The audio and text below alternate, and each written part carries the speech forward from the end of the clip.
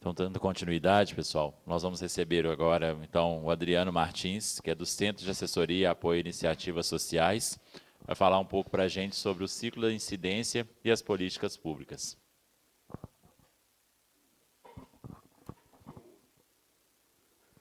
Bom dia, revendo algumas pessoas, conhecendo outras, né? É um desafio abordar esse tema. Eu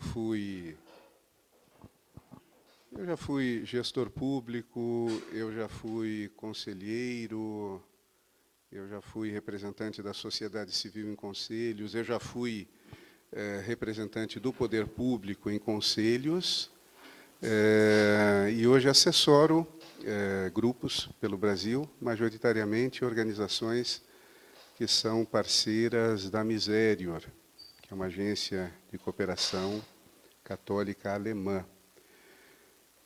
A ideia é fazer um diálogo aqui, porque muitos de vocês acumularam muitas experiências ao longo do tempo, atuando nesses espaços, que são uma conquista muito importante e recente da democracia brasileira, e que acredito também hoje se fazem essa pergunta: vale a pena gastar tanta energia e tanto tempo atuando em conselhos? Qual a efetividade da nossa atuação, né? Então, a ideia é dialogar um pouco sobre isso, mas colocando a questão numa moldura maior, para além do próprio Conselho, para além das políticas públicas.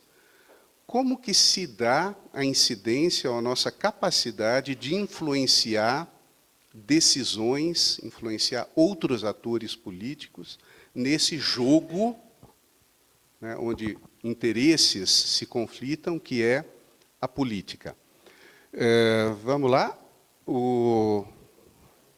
Eu sou péssimo, eu sempre dá errado, viu? Quando eu estou com isso na mão. Bom, a gente começa com o Papa Francisco, inspiração das mais potentes, né, no período moderno. Ele tem uma capacidade de falar coisas necessárias e profundas de uma forma muito simples, né?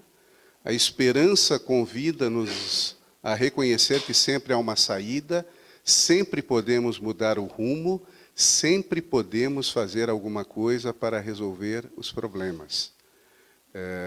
Tão simples, mas tão necessário nesses tempos que a gente está vivendo, reafirmar a esperança na capacidade de mudar a realidade. Algo muito simples também, mas, de novo, esse é um tempo que a gente precisa reafirmar as coisas mais simples. Tá? Ao longo da história do cristianismo, ao longo da história da Igreja Católica, a gente tem uma evolução em relação a como o amor ao próximo, o amor ao outro, se concretiza, né? A gente tem muito profundamente enraizada na nossa tradição cristã o serviço. Existem pessoas, comunidades, famílias em situação de necessidade, e eu presto um serviço, e isso tem um impacto na vida das pessoas. Então, isso que várias congregações religiosas, vários grupos cristãos fizeram. Acolher pessoas em situação de necessidade, ou a gente poderia chamar mais recentemente de negação ou não acesso a direitos, e você vai, presta um serviço e resolve aquela situação concreta. Algum problema aí? Não. Mas tem seus limites. Você atinge um número reduzido de pessoas por um tempo determinado. Se você deixar de prestar aquele serviço, aquelas pessoas continuam em situação de necessidade. Os movimentos sociais, as movimentações da sociedade aprenderam que, se você entra no jogo maior, você consegue mudar a vida de mais pessoas por um tempo maior. Mas para que isso aconteça, você precisa influenciar outros atores. Eu preciso dialogar com o outro. Eu preciso reconhecer que existe um poder público em nível municipal, em nível estadual, em nível federal. Eu preciso emplacar as minhas demandas em legislações. Eu preciso ajudar a criar e a executar e a monitorar a execução de programas públicos, serviços públicos. Aquilo que era visto como necessidade ou falta de precisa ser encarado como um direito, e que aquelas pessoas têm direito, por serem cidadãs, cidadãos daquele país, daquele município, aqueles serviços. Ele é um caminho mais difícil, mais complexo, mais longo, mas a vantagem é você consegue contribuir para que muitas pessoas melhorem a sua situação de vida por um tempo maior. Então, a gente pode dizer, como já foi dito anteriormente, que a política ou ação política é a forma mais elevada e a forma mais eficaz de manifestar o amor ao próximo, ou a caridade cristã, como a gente queira chamar. Veja só, aqui a gente vai fazer um exercício aqui muito rápido. Então, já ficou claro o que é uma ação de incidência política. Não é aquilo que eu faço diretamente com os meus amigos. Eu preciso influenciar outros atores para provocar uma mudança. Vocês aqui já participaram de ações de incidência política. Levanta o braço aqui quem já participou, já fez parte. Levanta alto, só para eu... Pronto. Então, 3 minutinhos aqui, vocês vão rever essa ação e vão, se precisar, se a memória não for tão boa, pega a canetinha e escreve. A gente começou primeiro, fez isso, depois a gente fez aquilo, depois a gente fez aquilo, depois fez isso. Faz um exercício mental aqui de resgatar o passo a passo dessa ação. Quem está controlando o relógio, 3 minutos, para aonde chegar. Mas lembra, a gente começou por aqui, depois fez isso, depois fez aquilo. 3 minutinhos. Enquanto isso, eu bebo água. Oh.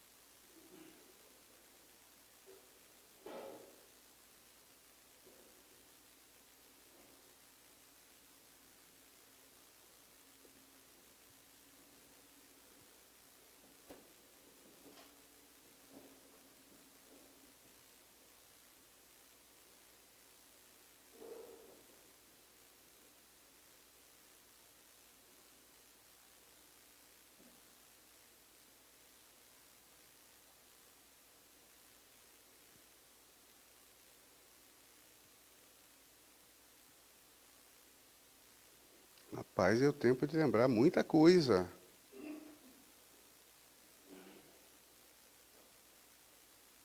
Dois e meio.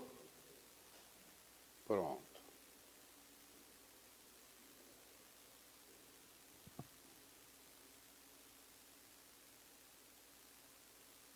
Pronto.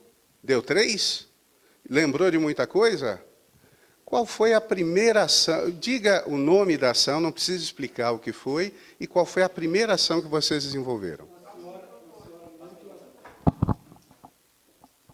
A senhorinha, né, muito carente, né, e a filhinha dela, de 3 anos, né, estava passando mal e ela tinha um problema de adenoide.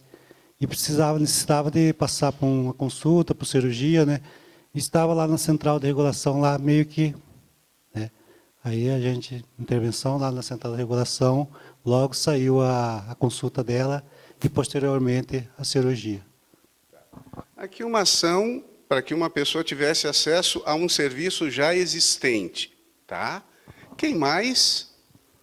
Uma ação de incidência para influenciar uma decisão. Você diga só o nome, não precisa explicar a ação e a primeira ação que vocês realizaram.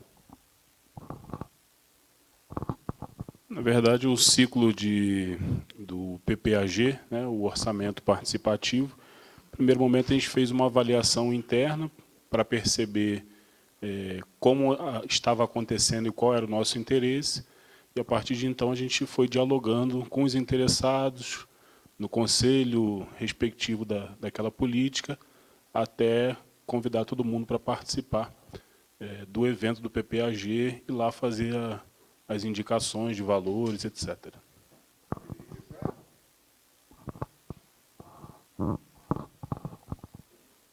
Incidência no processo orçamentário. Aqui atrás...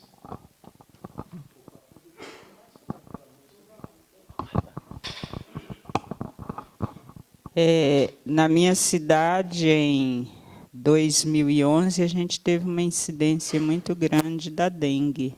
Então, eu faço parte de uma associação de bairros, né? A gente se reuniu e propôs, como tinha muitos lotes baldios, e nesses lotes a incidência do mosquito era maior, a gente decidiu limpar esses lotes e plantar. A gente plantava horta, a gente plantava milho, plantava feijão, né? E nos anos seguintes essa ideia foi se espalhando, né? E hoje a gente tem um grande número de bairros que não tem mais lotes baldios, né? Porque a população se reúne, planta, partilha aquilo depois com as famílias carentes. Nós tivemos uma incidência de forma coletiva, descemos nesse bairro esquecido, né, que segundo eles era esquecido, fizemos uma roda de conversa, de convite para participar de uma pré-conferência de assistência social. Lá trabalhamos com eles, né, o papel deles, conferir, avaliar. Depois eles foram para a conferência, mas a gente não sabia que eles saíam tão empoderados. Depois eles foram para a Câmara cheio de cartazes, no momento... Daí os vereadores se sentiram acuados, quiseram saber quem fez isso, mas, na verdade, a gente só desceu e explicou, e eles não tinham conhecimento que eles tinham esse poder. Foi bem legal. Muito bem. Essa incidência também foi de forma coletiva. As pastorais sociais, né, da minha diocese de Itapipoca, no Ceará, por conta da campanha da Fraternidade de 2019, a gente teve a ideia de fazer o primeiro seminário sobre políticas públicas, à luz da CF e da doutrina social. De lá, o nosso bispo teve a ideia de fazer um questionário e enviar para todas as paróquias, para que elas fizessem um levantamento sobre o que tem de política pública e o que não tem e quais são aquelas que funcionam. Sugeriu grupos, rodas de conversa, e esse resultado gerou também o primeiro simpósio sobre políticas públicas com o tema Fraternidade e Vida, que será agora dia 7 de março, onde será apresentado esse resultado e o último passo será cobrar. Esse é um ano propício para se fazer isso aí nos grupos, cobrar coletivamente a ausência dessas políticas públicas em loco. Vejam só, a gente tem aqui... Eu fiz questão, porque acho que é um exemplo que foge do nível municipal e estadual, né? Então, a ação é o programa 1 Milhão de Cisterna, que é um programa de convivência com o semiárido. A primeira ação foi a observação que as comunidades, especialmente as rurais, não tinham água de qualidade para consumo humano. Então, um grupo de organizações se reuniu para fazer o projeto executivo. Não vou falar os detalhamentos das ações, mas o importante é que, no caminhar, esse grupo conseguiu, que é a articulação do semiárido, incluir no orçamento da União, no plano plurianual, uma linha orçamentária específica para o programa 1 milhão de cisternas. Só que no atual governo, não precisa nem falar mais nada, né? O que aconteceu?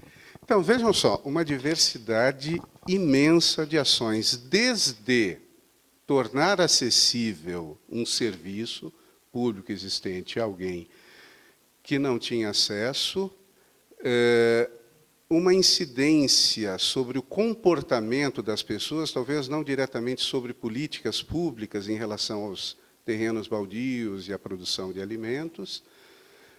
Uma experiência muito interessante de pautar esse tema das políticas públicas dentro da igreja e tal, até uma experiência de aproveitar práticas sociais que já existiam, de captação de água da chuva para uso, né, doméstico no semiárido inicialmente, dar escala a isso, dar um número maior, aumentar isso e transformar isso em uma política pública. Eu vou mostrar para vocês aqui, foi feito um estudo sobre ações de incidência política exemplares ao longo do mundo. E alguns padrões se repetiam sobre como aquela ação foi desenvolvida. A partir disso, foi elaborado modelos teóricos, eles são sempre problemáticos, né? Mas algumas características que existiram dentro dessas iniciativas. A primeira delas é que o problema a ser enfrentado foi identificado com clareza. Antes de começar a ação. Foi interessante, nesse grupo aqui, que vocês falaram, primeiro a gente se reuniu, a gente fez um seminário, a gente fez uma roda de conversa. Então, experiências mais exitosas, elas partem de um diálogo. E de um diálogo com a participação daqueles que são diretamente envolvidos. Aqui está a palavra público-alvo, porque essa apresentação ela foi feita muito para quem trabalha com a lógica de projetos, né? Poderia colocar os sujeitos de direitos, as comunidades, quem vive o problema. Às vezes, nós achamos que já sabemos qual é o problema e já chegamos com a solução. A igreja tem muito disso, às vezes, né? Você vai rir que eu lembrei eu trabalhei durante 17 anos numa diocese no interior da Bahia. O bispo, que era um bispo holandês, na década de 70, chegou lá construindo banheiros nas comunidades ribeirinhas do São Francisco. Construiu banheiro em várias comunidades. 3 meses depois de construídos, toda a comunidade tinha um banheiro funcionando como banheiro, que era a casa que hospedava o padre, as freiras ou o bispo quando ia lá. Os outros tinham virado depósito de ferramenta, galinheiro, porque para aquelas pessoas, há 35, 40 anos atrás, banheiro não era um problema. O bispo achou que era, e já chegou com a solução, conseguiu recursos na Holanda e construiu banheiros. Então, definir claramente qual é o problema é fundamental, e com a participação de quem está vivenciando esse problema. Segundo passo, identificar quais são as soluções possíveis. Às vezes, para um mesmo problema, a gente tem 5 ou 6 soluções possíveis. Qual delas a gente vai abraçar? Qual é a mais adequada? Qual é a que conta com o apoio do maior número de pessoas que serão meus futuros aliados nessa ação? Então, às vezes, a gente nem... Se você perguntar para o grupo que está na manifestação qual é o problema, talvez você tenha 5 respostas diferentes. E o que você está propondo como solução? Umas 12 respostas diferentes. Então, ter essa clareza e consertar isso é muito importante. Terceiro passo é analisar quem são os atores envolvidos para que aquela proposta de mudança se viabilize. Eu quero emplacar no meu município a aquisição de alimentos da agricultura familiar. Quem são os atores envolvidos? Qual é o posicionamento do secretário de saúde? Como é que o conselho se posiciona? Está informado, não está informado? Quem são os fornecedores de alimento para a prefeitura? Né? Eles dão algum dinheirinho por fora na campanha? Que interesses estão envolvidos? Os pais de estudantes e estudantes estão sabendo disso? Né? As associações de agricultores sabem já que eles podem vender alimento diretamente para a prefeitura? Então, quem são os atores envolvidos? Como é que eles se movimentam? Quem são os meus aliados? O pessoal da rádio abraçaria essa causa para ajudar a botar o pau? Os pastores, o padre, sabem disso? Então, estudar quem são os atores com poder de decisão e de influência e como é que eles se posicionam em relação ao que eu estou propondo. Uma outra coisa que a gente, às vezes, peca muito. A gente começa a fazer a demanda, mas não entende, se a gente está propondo uma lei, qual é o processo, para que comissões na Assembleia Legislativa aquela proposta vai passar.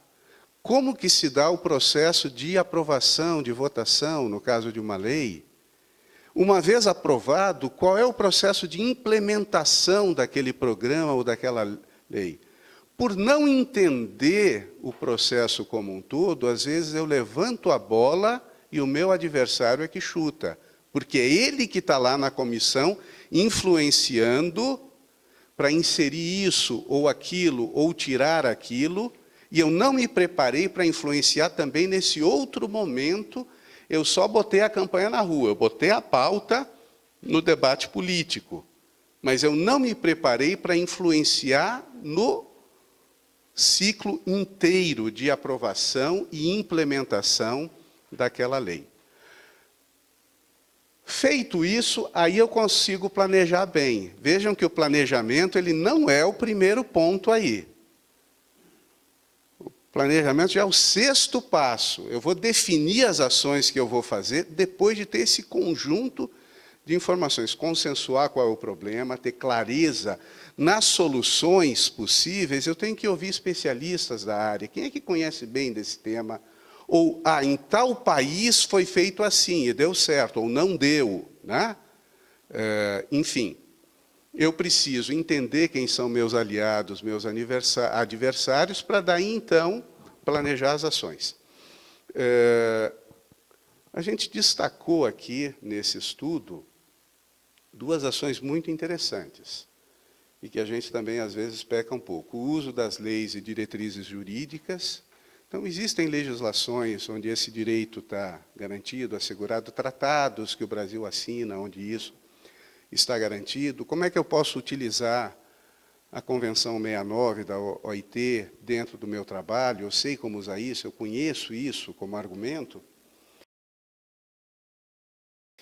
E as campanhas ou ações de comunicação. A gente vai voltar nesse tema no final. Tá? Não basta só pensar incidência olhando para o Estado. A gente conseguiu muita coisa olhando para o Estado, mudando legislações, modificando, criando programas. Hoje, isso só não basta. Ou eu consigo influenciar outros atores sociais, a opinião pública, a visão de mundo, as práticas sociais, ou a história recente nos mostra que vários direitos consagrados em lei estão caindo, porque a gente não conseguiu consolidar uma cultura de direitos. Então, eu não diria... A gente que fica, não, olhou só o Estado, isso é um erro. Não, a gente foi muito bom nisso. O nosso erro foi ter virado um pouco as costas para a cidadã, o cidadão comum, para a opinião pública. Aí outros atores políticos tomaram conta. A leitura de mundo, para muitos, ela foi feita pelo pastor fundamentalista, pelo padre conservador, né? Pela televisão, pelo youtuber de direita, e hoje a gente tem parcelas significativas da população abraçando um ideário que não é generoso, que não é solidário, que não é dentro do marco da cultura de direitos. Então, isso é grave. E se a gente não tem o apoio na sociedade, a gente não consegue sustentar direitos duramente conquistados. Então, só retomando, quando a gente fala de incidência política, eu não estou falando só de políticas públicas. Então, foi legal que nos exemplos citados aqui apareceram iniciativas de incidência sobre outros atores, né? O Durval estava falando sobre democracia na igreja, né? Eu acho que hoje um dos focos das nossas ações de incidência deve ser a Igreja Católica, né? Em apoio ao Papa Francisco. A gente tem que ter a capacidade de influenciar corações e mentes dentro da igreja para que esse resgate da opção preferencial pelos pobres se sustente na Igreja Católica. A gente tem algo muito importante, que é o Papa falando essas coisas, né? Mas a gente vai ver, dentro das dioceses ou das paróquias, essa postura, às vezes, não tem muita ressonância, não. A gente tem uma visão clericalista, fechada em si mesma, né? Então, a gente precisa, como cristão, incidir dentro das nossas paróquias e dioceses, para que a opção preferencial pelos pobres seja, de fato, algo central. Então, existe a incidência sobre a opinião pública, sobre valores, formas de ser. Aqui eu estava falando da igreja sobre as nossas próprias organizações, né? Como é que as organizações funcionam, se elas têm democracia interna ou não têm, se elas são mais abertas às juventudes ou não. Há iniciativas muito interessantes de incidência sobre o setor privado. Nesses grupos de defesas dos direitos animais, tem dado um show na gente, né? Eles conseguem fechar fábricas, eles conseguem boicotar, que a sociedade boicote produtos, porque provoca sofrimento em animais, mudar legislações. Eles estão dando um banho na gente de capacidade de incidência e comunicação com a sociedade. Incidir também sobre os meios de comunicação. Difícil, complexo, mas a gente tem que dar os nossos pulos. Tá, abre a outra apresentação. Aqui a gente vai ser muito jogo rápido, mas olhem com muita atenção aqui. A gente vai passar muito rapidinho. Isso. Vocês vão... Com que tática, com que ação de incidência eu me identifico ou com que eu não me identifico? Pode passar rapidinho, sem muita explicação. Ainda está aí um debate sobre reforma da Previdência na França e na Inglaterra. Pode passar. Carandiru. Greve de fome, a Romaria da Terra, ocupação das escolas.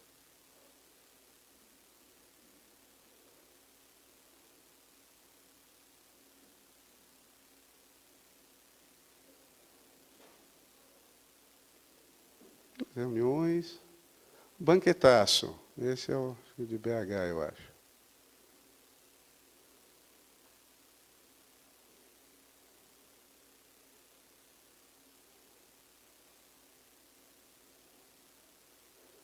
Carlos Dairel, em Porto Alegre, década de 70. Vai lá.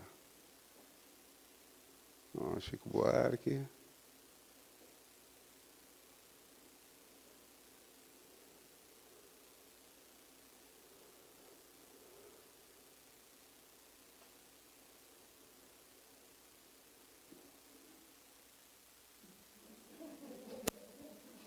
Tutorial para o carnaval.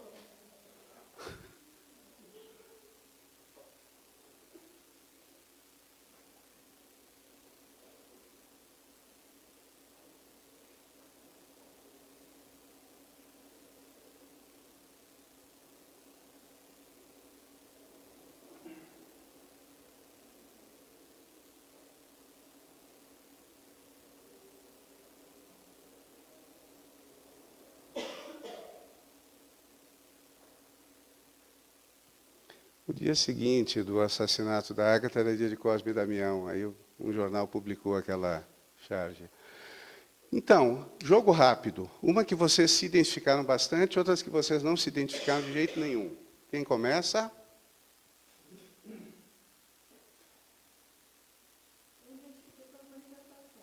Com as manifestações. E tem alguma que você não se identifica, assim, você viu? Não...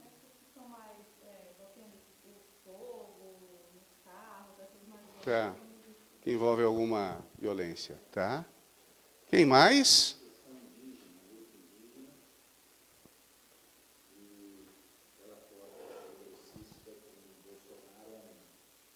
Tá.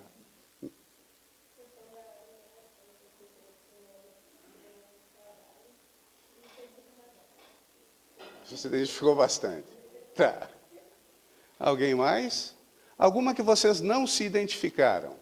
A gente já teve uma aqui, aquelas do carro incendiado e tal.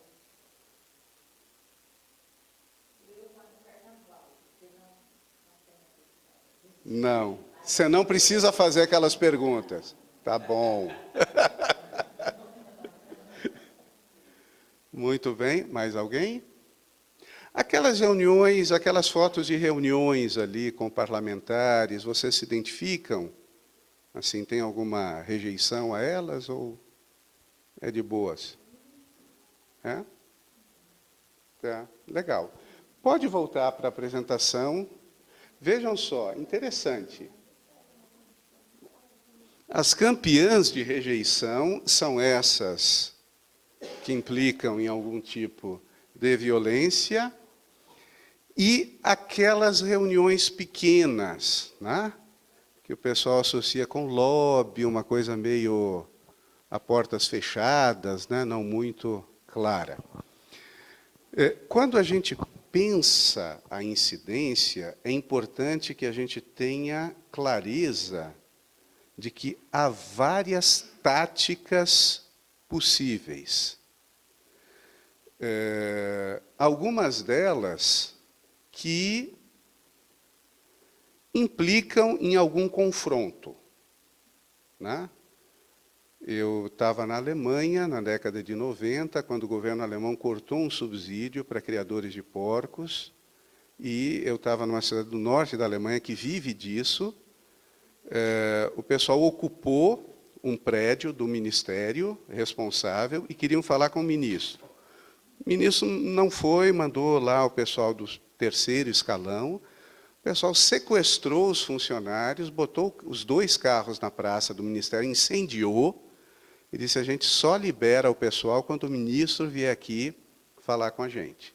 Isso era notícia em todas as TVs, assim, foi tenso. O ministro foi, eles reconquistaram, não totalmente, mas parte do subsídio, e os agricultores que fizeram isso, eles foram tratados como heróis. Tinha a foto deles na capa, eles reconquistaram um direito, eles conseguiram uma vitória importante para a economia da região. Em nenhum momento, assim, não tinha internet na época, assim como tem hoje. Então, eu guardei os jornais escritos e vi os programas de TV. Eles foram tratados como lutadores, como defensores de direito. No entanto, a ação implicou em uma atividade conflituosa, né?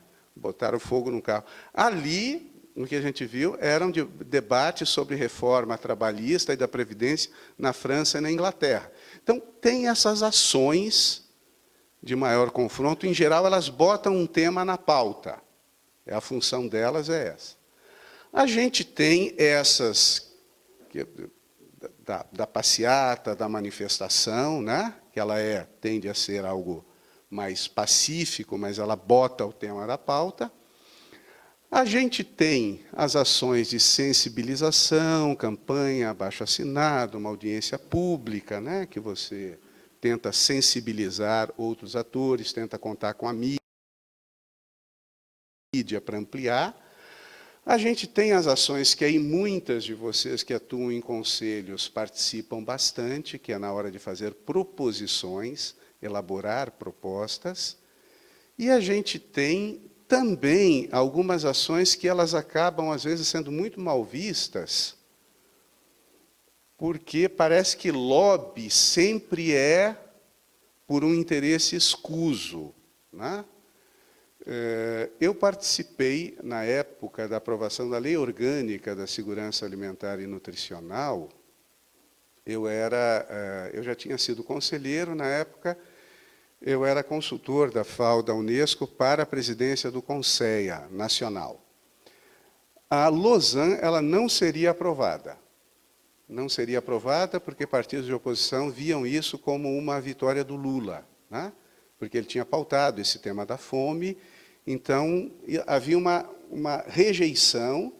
E há um mês antes da aprovação, não havia votos suficientes para aprovar a Lausanne, a Lei Orgânica da Segurança Alimentar e Nutricional. E, a partir do Conselho, a gente criou uma força-tarefa de lobby para ir de gabinete em gabinete dialogar no Congresso Nacional.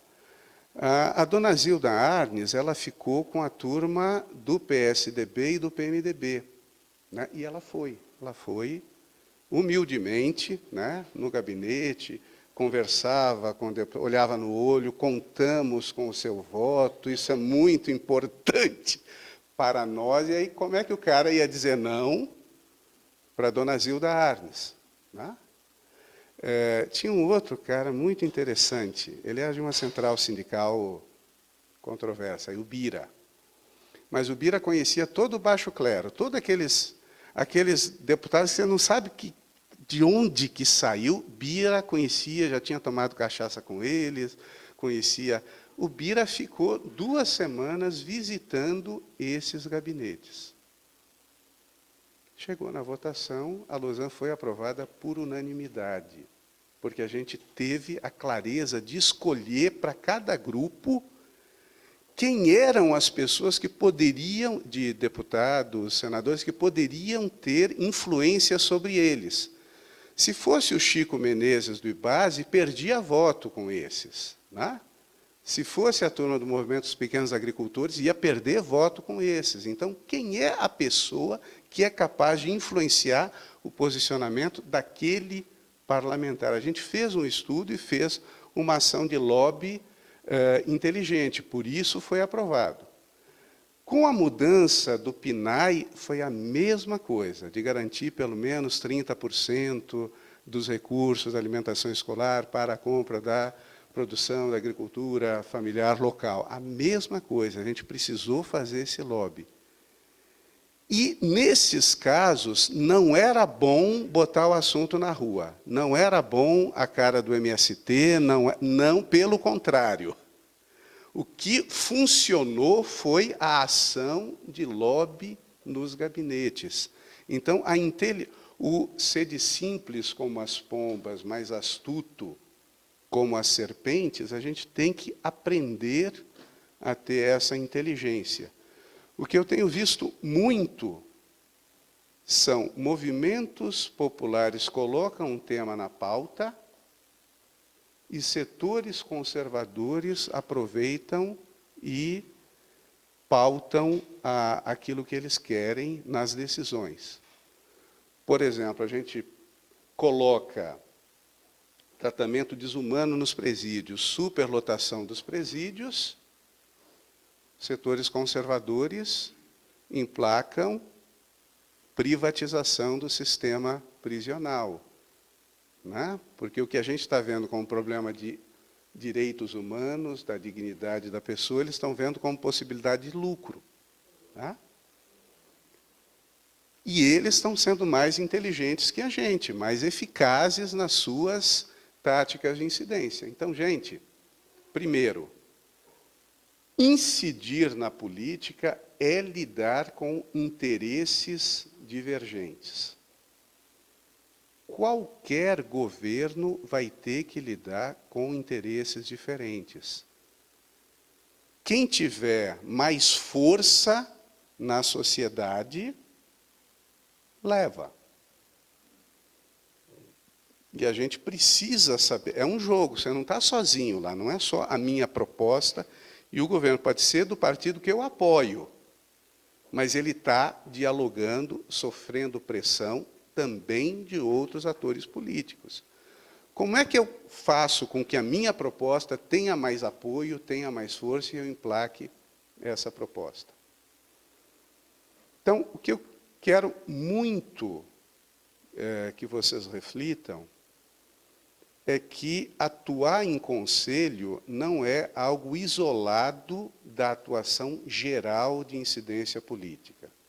O conselho ele é um pedaço. E se a gente, na nossa atuação, estiver desconectado de estratégias mais amplas de luta política, é provável que a nossa ação seja pouco eficaz. Nesse período agora de desregulamentação, né, de retrocesso em direitos, se a gente não tiver muito conectado com outras ações mais amplas de incidência, a gente vai ficar falando para a gente mesmo, né, ou falando para ninguém dentro dos conselhos. E se a gente tem um conjunto de ações articulados de forma estratégica para atingir esse objetivo, às vezes pode ser um só, mas a gente consegue, então, avançar. Se a gente articula os nossos aliados, né? Com táticas diferentes, quem é que lida melhor com a imprensa, né? A manifestação vai acontecer, ok, mas já tem que ter um discurso pronto na mão do deputado, que é nosso aliado, fez a manifestação, ele já está lá defendendo uma proposta. Porque se tiver um lapso de tempo, o deputado conservador já tem a proposta dele, ele pode pular na frente e apresentar a solução que ele quer. E quem chega primeiro leva vantagem aí na incidência. Então, de que forma vocês, conselheiras, conselheiras, se articulam com os movimentos sociais, com as outras movimentações da sociedade no lugar onde vocês atuam? A gente tem experiências muito interessantes. O Conselho de Minas, o da Bahia, tinham práticas muito interessantes, alguns conselhos de saúde, né?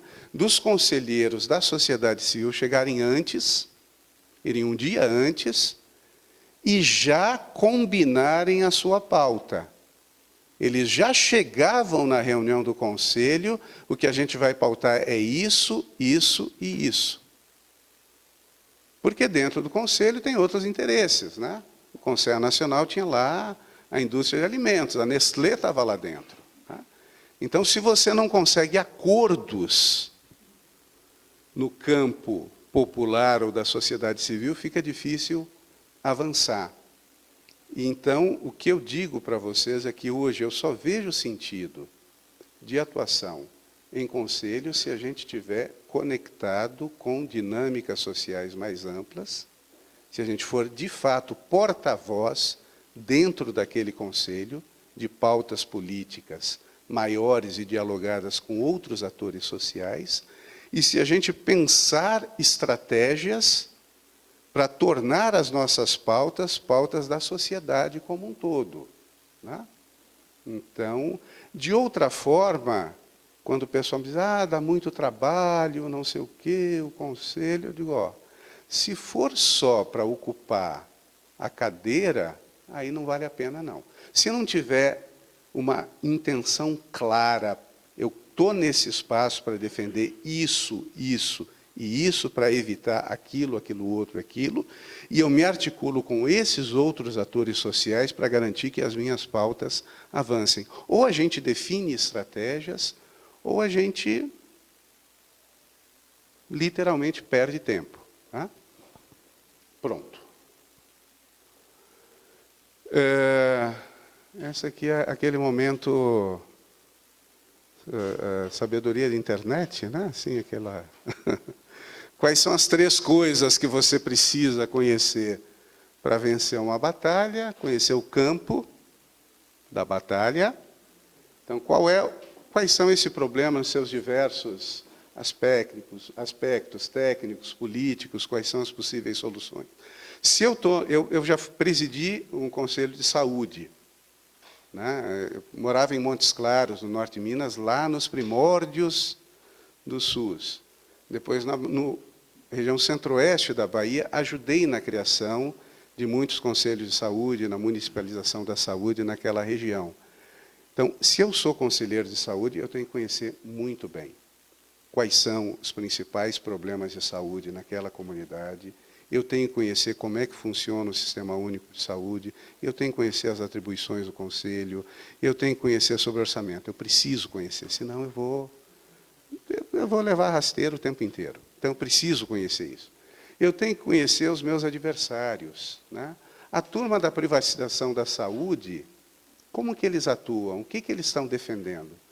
Por que a proposta deles, às vezes, parece interessante aos ouvidos dos incautos? Aonde é que está a pegadinha ali, na proposta deles, e que eu posso explorar e apresentar, então, uma outra visão sobre o que eles estão propondo como solução e que melhora o problema. Como é que é o atendimento de saúde nos Estados Unidos, que eles apregoam tanto? O que é ser pobre lá e recusar a ambulância, porque você sabe que não vai ter, você vai endividar a 3ª geração se for pagar aquelas despesas. Eu tenho que conhecer para atuar.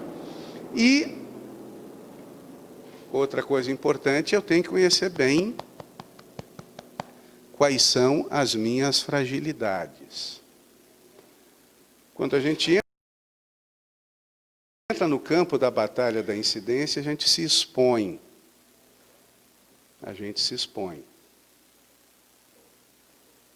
E se eu me exponho, eu tenho que estar muito seguro de quem eu sou, do que eu faço, da transparência da organização onde eu atuo. Porque eu vou sofrer ataques. Quanto mais eficaz for a minha atuação, mais exposto eu fico, mais exposta eu fico. Então, tem fragilidade na minha organização, ela é pouco transparente, isso pode ser jogado na minha cara. Né? Vocês estão exigindo que o prefeito mostre as contas, mas a sua organização, cadê? Mostra aí. Né? Então, tem transparência a organização onde eu atuo? Né? Eu tenho relações de colaboração com outros atores, na hora que eu for atingido, os outros, não, eu conheço, a organização é séria. Ou eu tenho relações de competição, na hora que eu for atacado, que bom, se ferrou, né? O outro. Como é que é?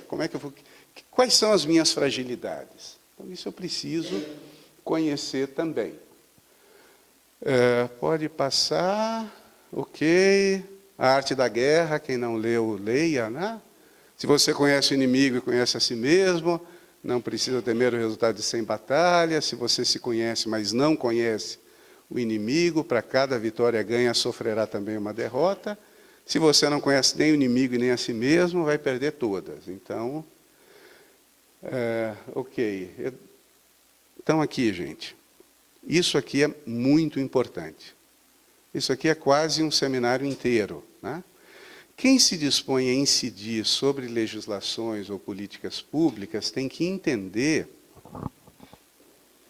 que, quando a gente aprova a lei ou o programa, isso é menos da metade do caminho. A gente tem um outro trajeto tão longo quanto e que vai exigir ações de incidência para implementação, para regulamentação daquela lei.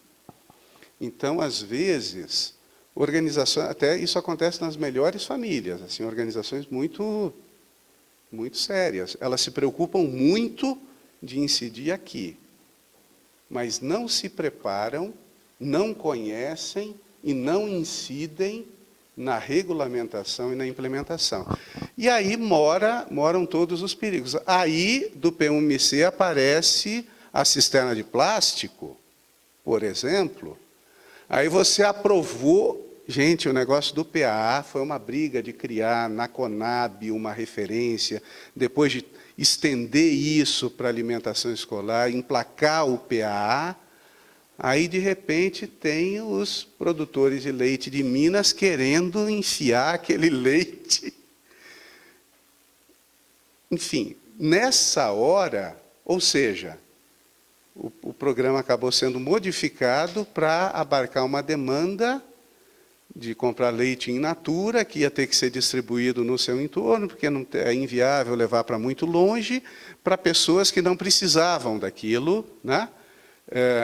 É um campo de batalha também. Então, às vezes, mesmo você tendo conquistado algo que é importante e que é bom, na implementação, na regulamentação, tomate pode virar, nem ketchup, pode virar suco de abacaxi. Então, é importante que a gente, quando se dispõe a fazer uma intervenção em políticas públicas, que a gente tenha a visão da elaboração e da implementação, e que planeje a nossa interferência, a nossa incidência no ciclo todo.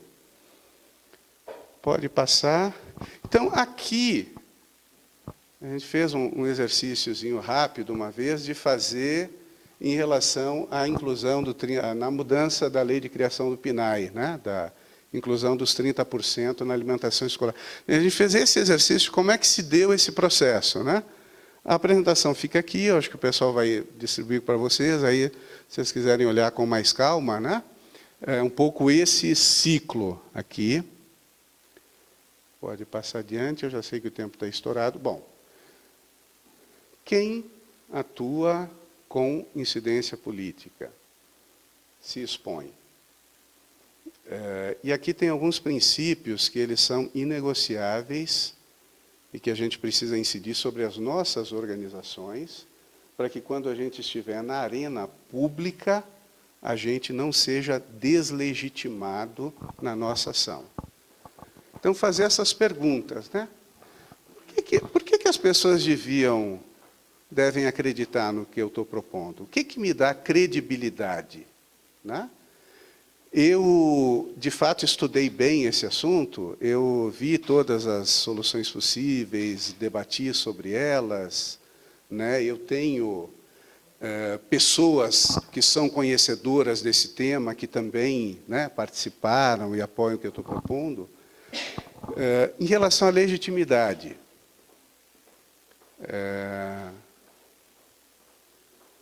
que legitimidade tenho eu para falar de um problema que é um problema de mulheres, e eu sou branco, sou homem, sou de classe média desde que nasci e tal, para falar de problemas que atingem majoritariamente mulheres, mais mulheres negras, mais mulheres das periferias e pobres. Eu tenho legitimidade para falar sobre isso? O que me dá legitimidade para opinar sobre esse tema? A gente precisa se perguntar sobre isso, né? Eu tenho transparência, eu estou cobrando transparência daquele ente público. A minha organização, a minha instituição, ela é transparente? Eu tenho práticas colaborativas, né? Ou eu só vou para a manifestação se a minha faixa for a primeira, né? Ou senão eu nem vou, né? Como é que é isso? Eu consigo agregar outros atores sociais? Eu tenho abertura para... Você está defendendo algo um pouquinho diferente de mim, mas vamos ver se nem tudo que você quer, nem tudo que eu quero, se a gente consegue construir aqui uma pauta que você abraça e eu abraço também, porque os nossos inimigos são outros, você não é meu inimigo. E o jeito que eu atuo, ele fortalece os grupos populares?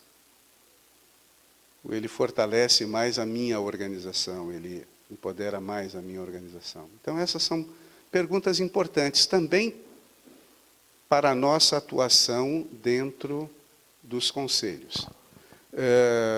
Gente, eu acho que a gente fica por aqui, né? Para ter um tempinho de dialogar e tal. Acho que chegamos...